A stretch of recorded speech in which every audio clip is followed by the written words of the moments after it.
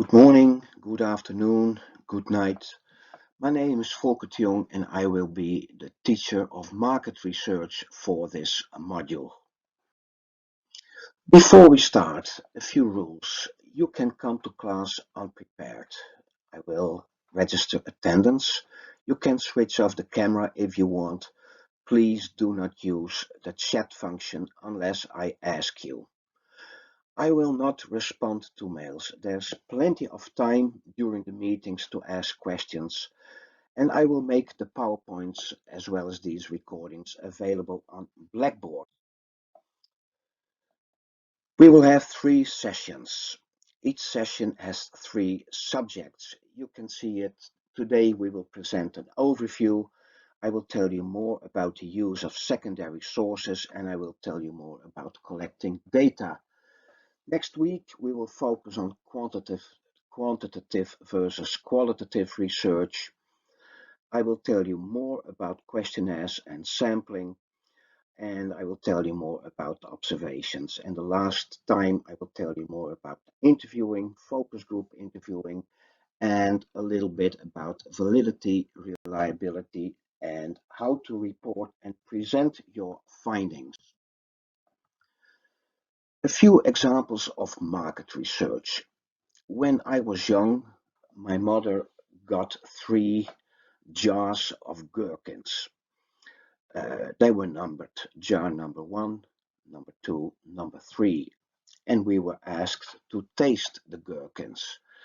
And my mother and we agreed, taste 3 is the best. And I always say that is why the gherkins taste like they do. It was research by a producer of gherkins. A few years ago, I was with a friend in Amsterdam. The weather was nice. We had visited some places and we said, well, let's have a beer on Leidseplein, a famous square in Amsterdam. And suddenly, as if it was in a fairy tale, a beautiful young lady popped up and she said, "Gentlemen, can I offer you a beer?" Well, of course. She took us, well, to a place and there we had to taste several flavors of beer and we had to rate them.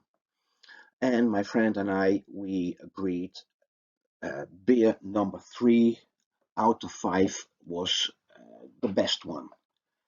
And I always say that is why Radler tastes like it does nowadays. Market research. Well, first definition. Market research is the systematic collection, analysis, and interpretation of information relevant to marketing decisions. What is the relationship between market research and your project, your startup? Well, let's begin with the end in mind. You will have to convince and persuade your investors through a report or a brochure, and you will have to convince and persuade your investors in a pitch. And they will ask you questions, and investors, well, they are really interested in market research. As a matter of fact, it is essential. They want to know whether you did some investigations, if people need your product or service. What does market research do? Well, market research provides information on the size of the market and the structure of the market and the use of products and the attitude to products. Market research gives you information on customer satisfaction and customer loyalty.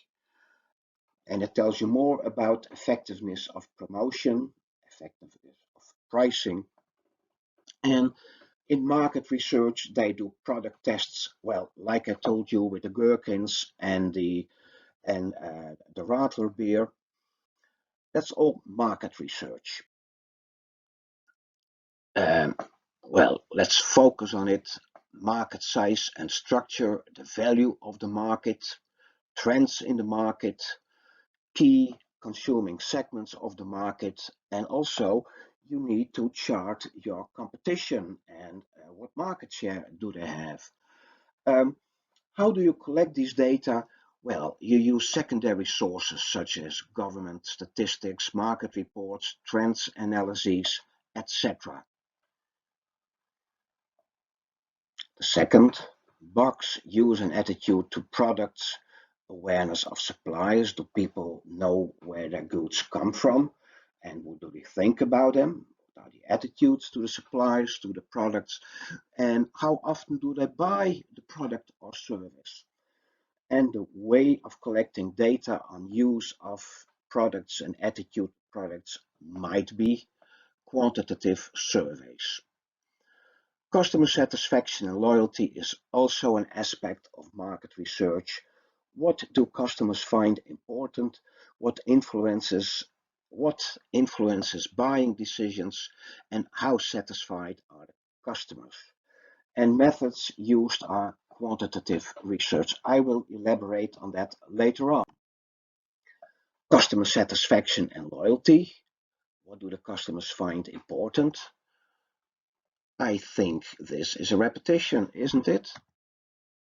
Well, cannot go back. Well, promotion, effectivity, impact of the brand. Are people aware of brands? What value do they attach to brands? What is the impact of branding on purchasing decision? Also, prices can be studied through market research and product tests. Well, you can look at it, you can look back at it later.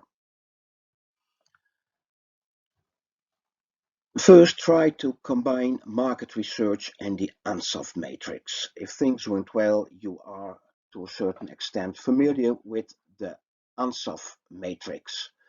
When it comes to new products in existing markets, market research can show the likelihood of adoption of new products. Is there room for the new product? And if there are new markets, market research can show unmet needs and provide an understanding of unfamiliar market if you want to access new markets or create new markets. And when it comes to existing products, market research can measure customer satisfaction to find out how to maintain a competitive edge. And when it comes to new markets, market research can find new territories for products or services. I assume that you are familiar with the product life cycle as well. A new product in its youth, and when it is widely accepted, maturity stage, and in the end, the product gets a little bit outdated or obsolete. Well, in each of these stages, market research can help you. Well, there's an explanation below the line.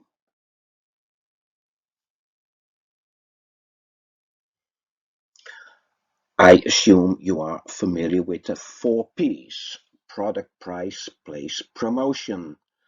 Take these 4 Ps in mind when you will be conducting your research and try to sell your product or service. When it comes to the product, market research can test attitudes to products. It can also do research on the price. What are people willing to pay for your service? Place. What is the right place to sell the product? And promotion market research can help you to find the proper way of promoting your article or service. Well, I've been talking about secondary data and primary data, first starting with primary data. Primary data are data that you collect for your research purpose. And there are 2 main ways of collecting data: ask people, approach people and ask them, or watch what they do, observations. For this project, you must collect primary data yourself. Your investor will regard it as very important that you spoke to your future clients yourself. What are secondary data? Secondary data are data that have been collected by someone else than you. A few examples. We have in the Netherlands and many other civilized countries have a Central Bureau of Statistics, and they can provide you with much data on the market, on people, on the civilians, inhabitants. Other examples of secondary data are industrial reports. Each each sector, each industry has its reports, whether shoes or clothing or laptops, mention it, and there are reports.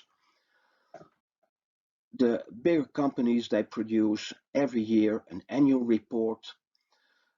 Companies provide information unasked for, but there are also records that contain company information. I will tell you more about that in a later presentation. You can find information on markets and you can find information on trends. All this information already exists, so it's a matter of looking it up.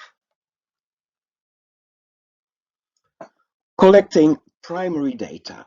Two approaches, a quantitative approach and a qualitative approach. What is a quantitative approach? You collect facts and figures. You start counting. So you see on the left part of your slide, you see percentage of adults who skip breakfast. Well, of the young people, male 18 till 34 years old, 28% of the people skip breakfast. Well, that's an example of quantitative research. It's about figures, about numbers. And another approach is a qualitative approach, and that is you apply a qualitative approach when you want to understand people. So why do people quit Facebook? Well, the best way of finding that out is go to them and ask them, do you know someone who quit Facebook? Oh, yes, I quit Facebook. Why did you quit Facebook? Well, all those people with their fancy lives. Oh, I was so jealous. That's why I quit. That's an example of qualitative research.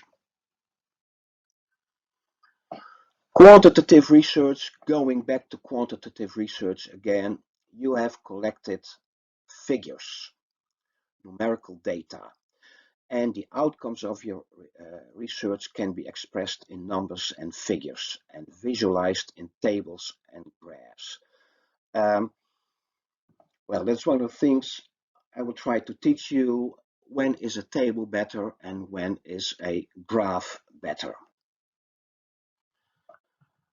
Qualitative research, well, qualitative research is talking to people and try to find out, for example, as far as I can see, there are people that love Apple products. Oh, so good, Apple, the iPhone. And there are people that hate Apple products. If you want to know why people love or hate Apple products, just ask them, start talking to them. And that is an example of qualitative research.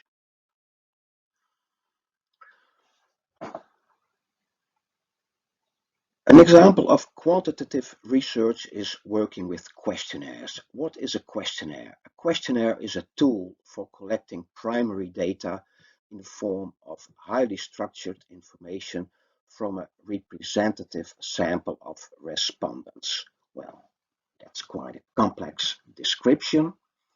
It is a list with questions, and people can answer the questions by ticking boxes. Highly structured. Every participant is treated equally. Everyone gets the same questionnaire. It's necessary is also a representative sample. You cannot question every member of the population.